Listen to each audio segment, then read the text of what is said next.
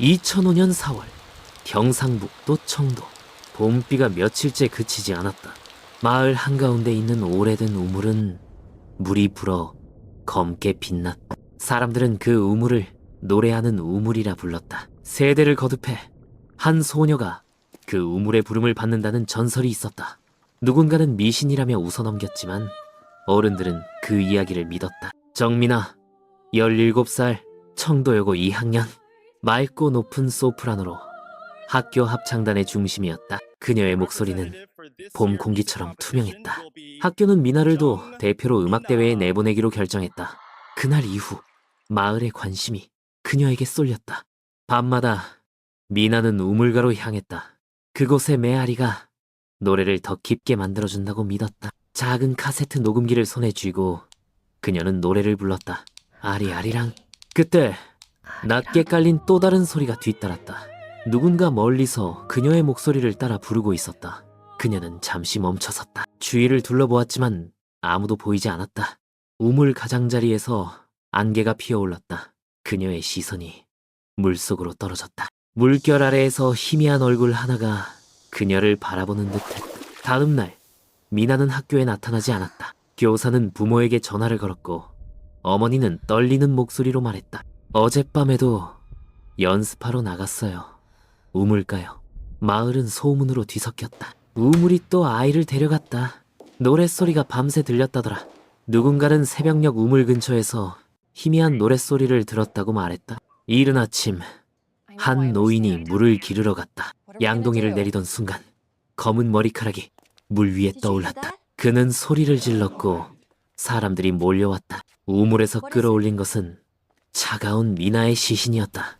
그녀의 손목에는 분홍색 리본이 묶여 있었다. 대회 참가자들에게 나누어주던 바로 그 리본이었다. 현장으로 경찰이 도착했지만 주민들은 접근을 막았다. 지금 건드리면 저주가 내린다. 그들은 향을 피우고 소금을 뿌렸다. 비는 계속 내렸고 우물 주위의 흔적은 점점 희미해졌다. 그날 밤 경찰서 형사 김주환은 보고서를 덮으며 말했다. 우물이 노래한 게 아니야. 누군가 그녀를 그곳으로 불러낸 거야. 그리고 다음 날 우물 속에서 하나의 물건이 건져 올려졌다. 작은 회색 녹음기. 버튼에는 손자국이 남아있었다. 누군가의 마지막 흔적처럼 청도의 봄비는 사흘째 멎지 않았다. 우물 주변의 흙은 미끄럽게 젖어 있었고 주민들은 여전히 향을 피우며 제를 지냈다. 그들은 믿었다. 우물이 사람을 데려간 것이 아니라 노래를 되찾아간 것이라고. 하지만 형사 김주환은 달랐다. 그는 우물을 바라보며 조용히 말했다. 이건 신의 징벌이 아니라 인간의 죄야. 미나의 시신은 오후 늦게 병원으로 옮겨졌다. 목에는 얇은 자국이 남아있었다. 손목의 리본은 2번 묶인 채 젖어 있었고 매듭이 지나치게 단단했다. 형사는 그 매듭을 오래 바라보았다. 그건 장식이 아니라 구속이었다. 우물 가장자리에는 작은 발자국들이 흩어져 있었다. 225mm. 여자의 발. 흙 위에 남은 발자국 중 일부는 서로 엉켜 있었다. 그 자국들은 마치 누군가가 도망치려다 붙잡힌 흔적 같았다. 형사는 현장을 돌며 주민들에게 물었다. 누가 어젯밤에 우물 근처를 본 사람 있습니까? 대답은 없었다. 한 노파가 속삭였다. 그 시간에 나가면 안 돼요. 우물이 부르는 노래가 들리니까. 마을의 미신은 수사를 늦췄다. 사람들은 우물을 닫지 말라며 경찰을 밀쳐냈다. 제사장은 고개를 숙이고 말했다. 이 우물은 청도의 영혼이요. 형사는 한숨을 내쉬었다. 영혼이 사람을 죽이지는 않죠. 며칠 뒤 포렌식 팀이 우물 속에서 회색 녹음기를 꺼냈다. 버튼은 눌린 상태로 굳어 있었고 안에는 물이 가득 찼다. 기술팀은 장비를 건조시키며 조심스레 파일 복구를 시도했다. 모두가 숨을 죽였다. 그날 밤 형사는 녹음기에서 흘러나오는 잡음을 들었다. 처음엔 물방울 소리, 그리고 미약한 노랫소리. 아리아리랑.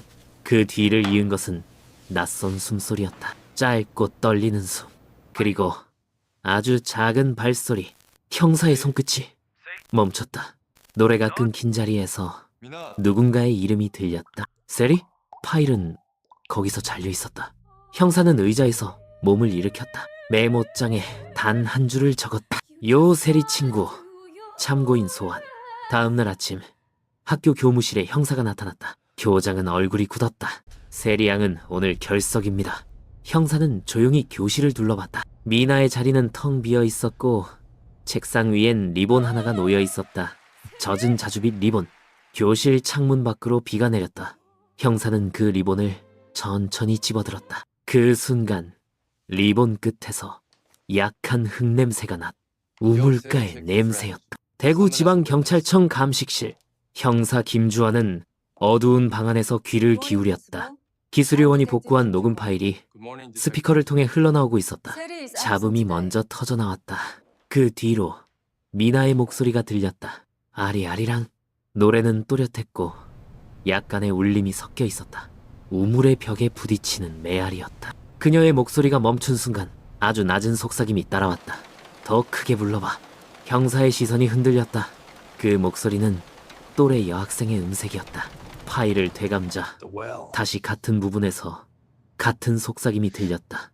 이번엔 더 분명했다. 세리. 김 형사는 책상 위에 사진을 꺼냈다. 정민아와 유세리가 나란히 서 있었다. 두 사람의 미소는 닮았지만 눈빛은 달랐다. 한쪽은 맑았고 한쪽은 불안했다. 형사는 세리를 참고인 신분으로 불렀다.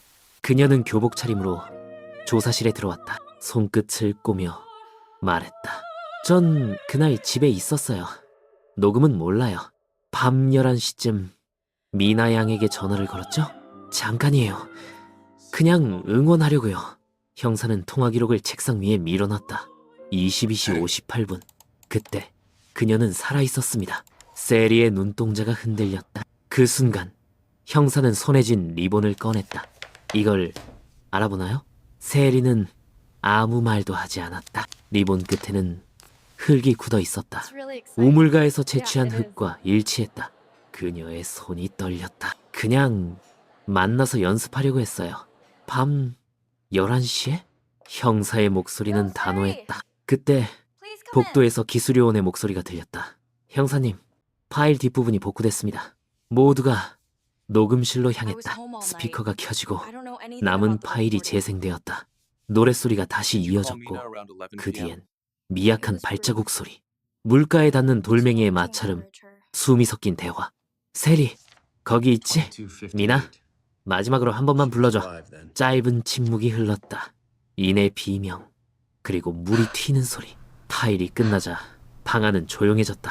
형사는 천천히 고개를 들었다. 세리는 의자에 앉은 채로 얼굴을 감췄다. 그녀가 떨어졌을 때 난 도망쳤어요. 김 형사는 기록지에 한 문장을 남겼다. 우물은 노래하지 않았다. 인간이 부른 마지막 음이었다. 유세리는 조사실의 조명 아래에서 고개를 숙이고 있었다. 흰 교복 셔츠에 단추 하나가 풀려 있었고 손목에는 희미한 상처 자국이 남아 있었다. 그녀는 아무 말도 하지 않았다. 형사는 조용히 자료를 정리하며 말했다. 그날 밤 우물로 간 이유부터 말해봅시다. 세리의 목소리는 낮았다. 미나가 나를 피했어요. 항상 웃던 애가 그날은 아무 말도 안 했어요. 그녀는 천천히 숨을 들이쉬었다. 그녀가 대표로 뽑힌 뒤로 엄마는 매일 나를 비교했어요. 같이 노래를 시작했는데 이제는 아무도 나를 보지 않았어요. 형사의 눈빛이 잠시 흔들렸다. 세리는 손끝을 비틀며 말했다. 그날 밤 녹음기를 들고 나갔어요. 같이 연습하고 싶었어요. 그녀가 나 없이 얼마나 잘하는지 듣고 싶었어요. 파일에서 들렸던 속삭임이 떠올랐다. 더 크게 불러봐. 그건 질투가 만든 명령이었다. 형사는 사건 당일의 리본을 꺼냈다. 그것은 핑크색이 아니라 진한 자주색으로 변해 있었다. 피와 흙이 엉겨붙어 색이 바뀐 것이었다.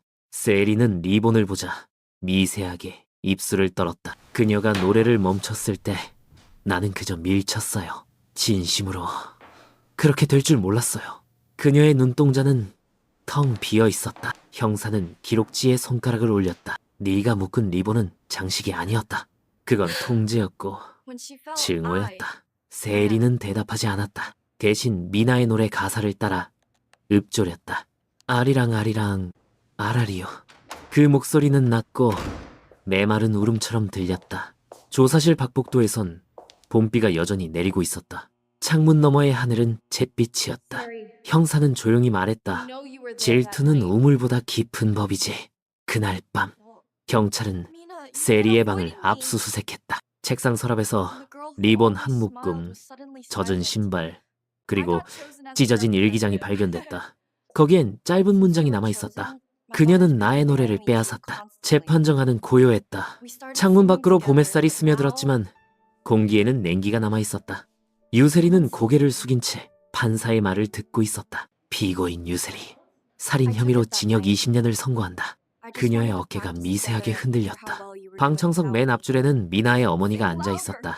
손에 쥔 손수건이 젖어 있었다. 형사 김주환은 잠시 눈을 감았다.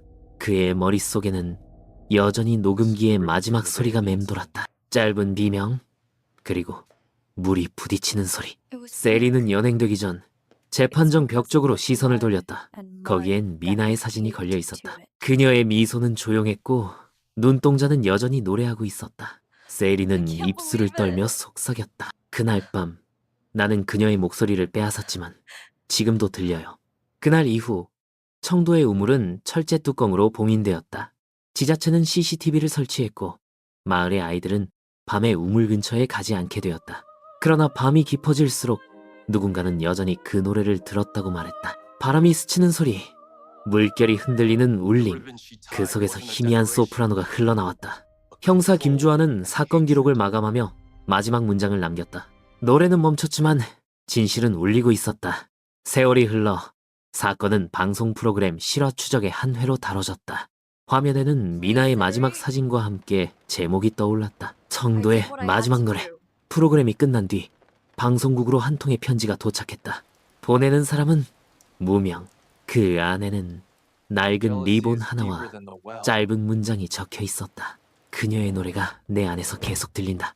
청도의 봄은 다시 찾아왔지만 우물 주변엔 꽃이 피지 않았다. 사람들은 여전히 그곳을 지나칠 때 발걸음을 늦췄다. 누군가는 그 자리에 귀를 기울였다. 바람 사이로 흩어지는 목소리가 들렸다. 아리아리랑. 그날의 노래는 끝나지 않았다. 누군가의 기억 속에서 여전히 울리고 있었다. The court will now hear the final statements. I did not do it.